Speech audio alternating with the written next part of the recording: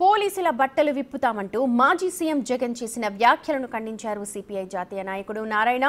జగన్ హయాంలో పనిచేసిన పోలీసులే ఇప్పుడు ఉన్నారన్నారు. ఏ అధికారికైనా ప్రభుత్వానికి వత్తాసు పలకకుండా పని చేయాలని సూచించారు సిపిఐ అధ్యక్షుడు నారాయణ.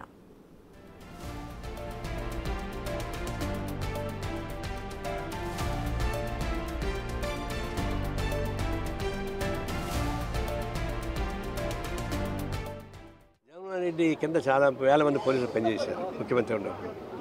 మరి ఇప్పుడు అపోజిషన్ ఉన్నారు ఉన్నా కూడా పోలీసు పాత్ర పోలీసుదే కదా. వాళ్ళని బట్టలు ఉడదీస్తామనంటే బట్టలు ఉడదీసి ఏముంటుంది, ఏం చూడాలనుకున్నాడు, ఆయనకి ఏది ఉంటుంది మీకు కూడా అదే ఉంటుంది కదా, మీకు ఉండేది ఆయనకి ఉంటుంది. అది బట్టలు ఉడదీసి ఏమవుతుంది, అది ఇట్లాంటి పగరపోతే మాట్లాడేందుకు ఉండాలా, అది కరెక్ట్గా మేము దానికి అందిస్తున్నాం. ఒకటి పోలీసులు పనిచేస్తున్నారు. అవును, మీరు ముఖ్యమంత్రి ఉన్నప్పుడు చపరా శాఖ పనిచేశారు, ఇప్పుడు వాళ్ళకి వాచ్మెన్ లాగా పనిచేస్తున్నారు. నేను రెండు కరెక్ట్ అని నేను చెప్పడం లేదు. అప్పుడు తప్పే ఇప్పుడు తప్పే. అప్పుడు పోలీసు వాళ్ళని ఎట్లా ఉపయోగించుకున్నారు, ఏమాత్రం ఆధారం లేకపోయినా మాజీ ముఖ్యమంత్రి చంద్రబాబు నాయుడిని ఏమి నోటీస్ లేకుండా అరెస్ట్ చేసి వస్తున్న క్రమంలో ఒక ఎఫ్ఐఆర్ తయారు చేసేటువంటి ఘటన ఇక్కడ చూసామా? ఒక పార్లమెంట్ సభ్యుడిని పట్టుకుని లోపల వేసి ఉతికి పారేసింది నేను చూసాము. ఎప్పుడన్నా ఇంత దురాగ్రహ పనులు చేసింది మీరు. ఇప్పుడు వాళ్ళు మీరు హోల్సేల్ చేసిన వాళ్ళు రిటైర్ చేస్తున్నారు. మరి ఏ ముఖ్యమంత్రి కానీ ఏ ప్రభుత్వం కానీ అధికారులు కూడా ఈ అధికారులు అంత మాత్రాన ఏ చెప్తే చేయాల్సిన పని లేదు. ఇప్పుడు ఏమవుతుంది, ఆయన ముఖ్యమంత్రిగా ఉన్నప్పుడు పోలీసులు కూడా వాళ్ళందరూ ఇప్పుడు పనిష్మెంట్కి గురవుతున్నారు. అంతకుముందు ఇట్లా గురవుతున్నారు. అంటే గవర్నమెంట్ బాగున్నప్పుడంతా అధికారులు పనిష్మెంట్కి గురవుతుంటే ఎట్లా వ్యవస్థ ఎట్లా ఉంటుంది?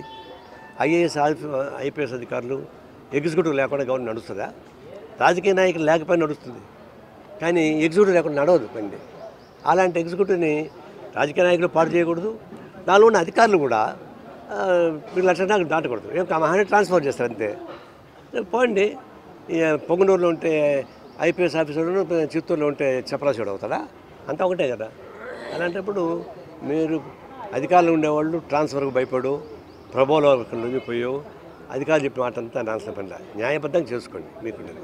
ఆ చేయని వల్లే అనేక మంది పనిష్మెంట్కి గురవుతున్నారు, అనేక మంది జైలుకి పోతున్నారు, అనేక మంది సస్పెండ్ అవుతున్నారు, కొంతమంది అజ్ఞాతవాసులకు వెళ్ళిపోయారు. అంత పని తెచ్చుకోబాలని చెప్పేసి కోరుతూ రాజకీయ నాయకులు ఉండేవాళ్ళు ఉంటే ఆ ప్రభుత్వాన్ని విమర్శించుకోవాలి.